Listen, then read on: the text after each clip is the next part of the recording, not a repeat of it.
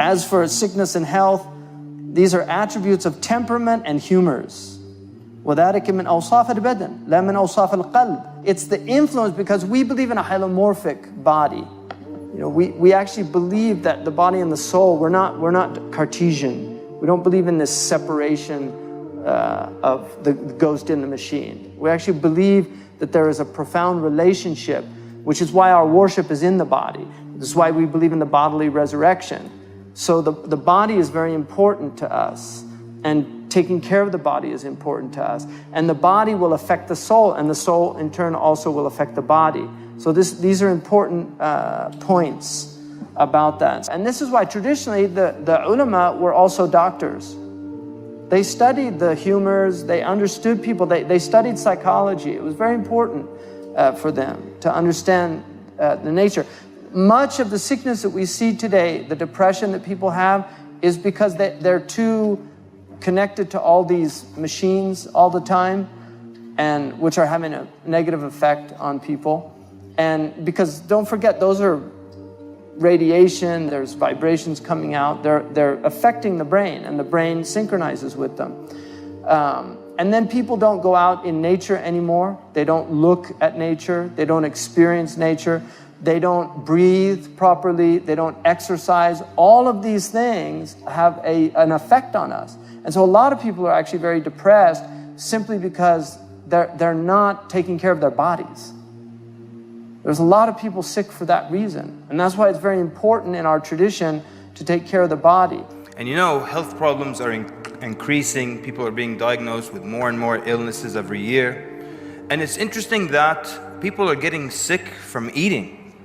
And Allah subhanahu wa ta'ala created food so that we can get nutrients out of it, so it can improve our health, so it can give us energy.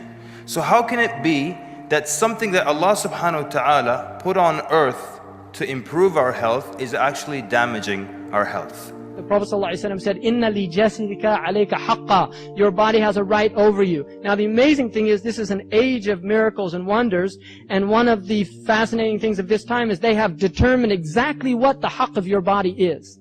Exactly what it is, down to the calories that you actually need to consume every day, right?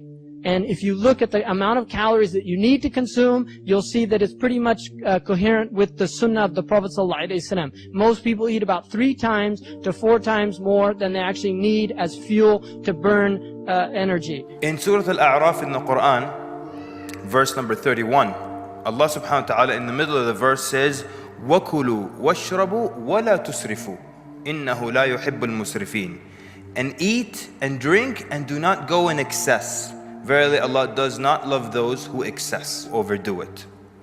Imam Ibn al-Qayyim rahimahullah, he comments about this verse, and he says all of a person's health, good health, are in these few divine words. So that means then, perhaps the first problem is how much we're eating. Allah subhanahu wa ta'ala did not design our bodies to consume all the kinds of food and the amounts of food that we're consuming right now. For example, biologically, you only need to eat meat once a week. Your body does not need meat more than once a week. And I believe in eating as pure food as possible. I think Muslims should be semi-vegetarian, because I think the Prophet ﷺ actually did not eat a lot of meat. During the Khilafah of Umar radiallahu anhu, he forbade meat to be eaten 2 days in a row. But we eat meat every single day of the week, and sometimes more than once a day. And we're offended if there's no meat at the table. So what happens? We were not designed to consume so much meat. And the result of this overconsumption, we get all kinds of illnesses. We know that food was brought from Persia that was sweet. It was like baklava. And Umar said, when he was given it, he said, أَكُلُّ الْمُسْلِمِينَ يَأْكُلُونَ هَذَا? Do all the Muslims eat this? And they said, no, only the rich eat it. And he said, إِذٍ لَا أُرِيدُهُ حَتَّى يَأْكُلَهَا عَامَّةُ الْمُسْلِمِينَ. Then I don't want to eat it until all the Muslims are eating it.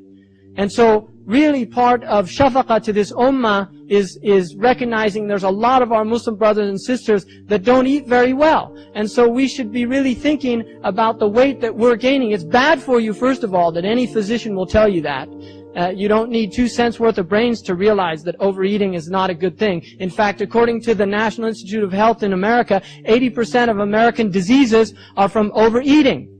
And the other thing is exercise. The Prophet ﷺ exercised. We know that. He actually exercised. And he said that your body has a right. And they used to walk everywhere. And we know that the Prophet ﷺ had a flat stomach according to a hadith. And he didn't like fat stomachs. And he used to say to people, هذا كان خيرا لو كان في غيرك.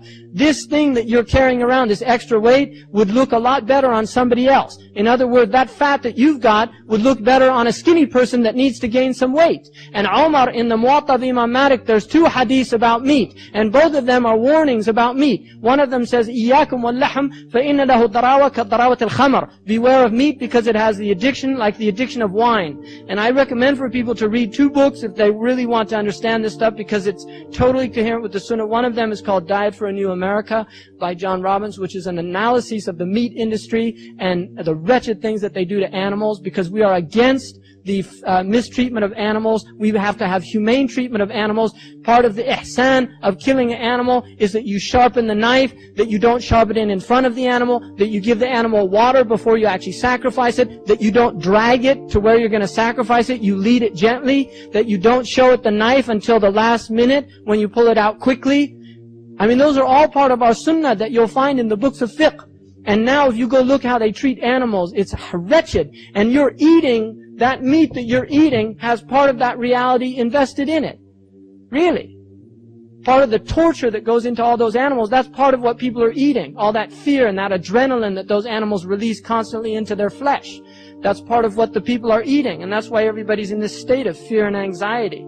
So people should think about that. And the other one, Umar said, أَكُلُّ مَا اشْتَهَيْتَ اشْتَرَيْتَ. Every time you get hungry, you go out and buy meat. And the man said, نَعَمْ يَا أَمِيرُ الْمُؤْمِنِينَ. And he said, it would be better if you would stop eating so much meat and allow other brothers to eat. Now, part of the thing, if you look at, it takes, to make 1 pound of meat, it takes 7 pounds of grain. And there's people starving all over the world. So part of this beef-eating Anglo-Saxon culture that's being spread all over the world, which is cow, beef, and McDonald's in every country. I mean, part of the end of time is McDonald's in Mecca. And that's not a joke. That's a horrific thing to realize that there is a McDonald's now in Mecca.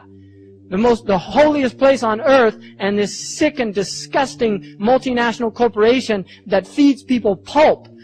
Really gross, grotesque food that has no nutritional value at all. No nutritional value. You're better off eating the cardboard that stuff comes in. And that's true. It's all meat filled with hormones. You know, people in Puerto Rico, they had all these women at the age of 6 years old developing huge breasts because they were using so much hormones in the meat, the estrogen, to beef up the cattle. That's what they do. So people becoming homosexuals, well, maybe it's all that hormone meat they're eating, you know? And Nabi sallallahu alayhi wa sallam mentioned this in a hadith. The human being, son of Adam, has not filled any vessel. There's no container that you can fill worse than your stomach. Meaning, the worst thing you can fill is your stomach. حسب ابن آدم لقيمات يقمن صلبه. Sufficient for the son of Adam are a few bites to sustain him. Just a few bites to keep you going. فإن كان ولا بد. If there's no other way and you have to, then فثلث لطعامه وثلث لشرابه وثلث. So then a third for your food, then a third for your drink, and then a third for the air. So the hadith is mentioning this as the maximum that you can do. The maximum you can do. We mention it as if it's the minimum. Yeah, just start with that. No, that's the end. If you have to, there's no other way. Is that how much we consume now? Is that how we eat? How many of us today eat just a few bites to keep us going? Basically, you eat to remain alive. You eat to live. But what happens? We live to eat.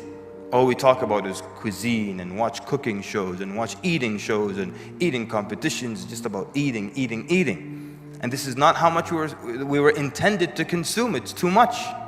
And so as a result of that, all kinds of illnesses arise. We're supposed to consume just a little bit to contain us. But we eat so much, and if there is just a little bit of air left in our stomach, we become uncomfortable. And we search everywhere for a grape, a banana, something to fill that little gap with.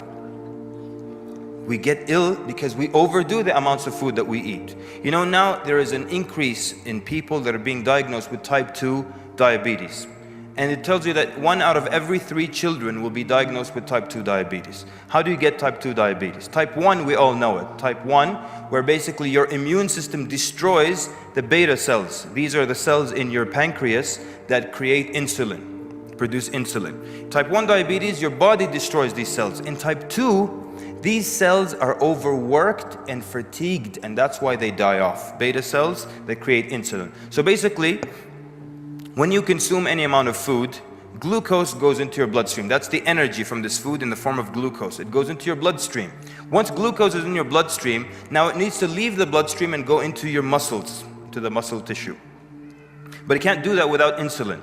So the minute there's glucose in your bloodstream, the pancreas basically starts to produce insulin. Insulin allows glucose to pass from your bloodstream into the muscles, so it's stored there for energy.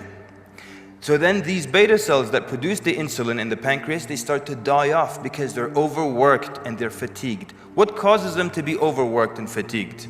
How many times and how often is glucose just running through our veins? Constantly, almost all the time. So how much sugar are we consuming? Allah Azza wa Jal, did He design our pancreas to consume and to handle so much sugar? When you drink just a small can of Coke, how much sugar is in that? 39 grams. Okay, first of all, in America at least, we don't use grams. So why is the sugar mentioned in grams? Because people don't understand grams, so they don't know how much is in there. 39 grams in this small can of Coke, that is about 7.5 teaspoons of sugar. And if I put that much in a glass of water, if I just put 2-3 teaspoons of sugar in a glass of water, would you drink it? It's too much. If I put 7.5, would you drink it? You know when you go and get the big gulp, it's full of Pepsi or what have you, and you consume it throughout the day, that has like the equivalent of 100 packets of sugar. Imagine you tear up 100 packets of sugar and you fill that big gulp. Would you do that? Would you consume that? But we drink, sometimes we replace water with Coke and things like that. Too much sugar. Our bodies were not designed for that. So perhaps then, that's the first half of the problem. We're eating far too much. We're eating far beyond what we need. And this is causing damage to our body. That's why. Allah designed it to not cause us harm. It's supposed to do good for us, but it's doing bad because we're overdoing the amounts. Allah Azza wa Jal did not design our bodies to handle that much. The second possible part of the problem is what we're eating and the problems in what we eat. Either what we're eating is straight up harmful or it's just useless. The truth is, there are 2 golden rules here, right? Number 1, if anything, any food, if a man put their hand into it, it's bad. Just that's the general rule. Whatever people, human beings have meddled with, it's bad in some way or another, or in the long term. The other thing is that nobody cares about you. Nobody. Not the government, not the Food and Drug Administration, not the medical industry. Nobody cares about you. The only one who cares about you is you, yourself. That's the only one who cares. So you have to watch out for these things. They're not going to warn you.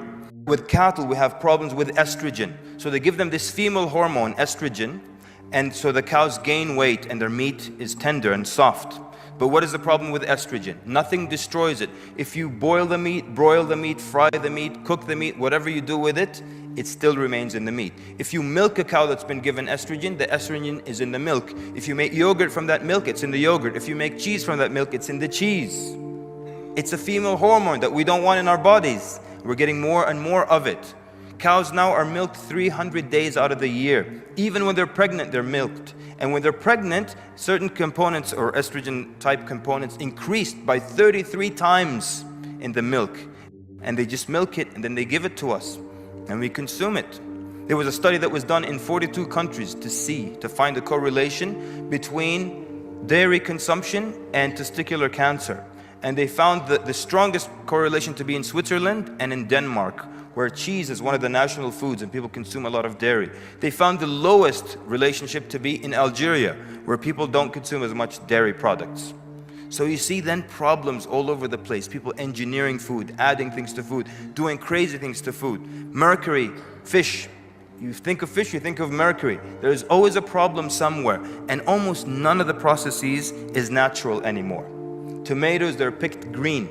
They don't pick them when they're ripe. They pick them when they're green and still hard so they don't go bad. And then they ripen them by putting them in ethane gas. And then that gets them to turn red. So they're not damaged and they look good to you, the consumer. So the answer then, if you can buy organic, eat organic. Decrease the amount of food that you eat. You don't need to eat that much of anything. And if you can grow, of course, grow and be very aware, read, be very conscious of what you're consuming, what you're putting into your bodies. Jazakumullah khairan for your attentive listening. Sallallahu wa barak ala Muhammad wa assalamu alaikum wa rahmatullahi wa barakatuh.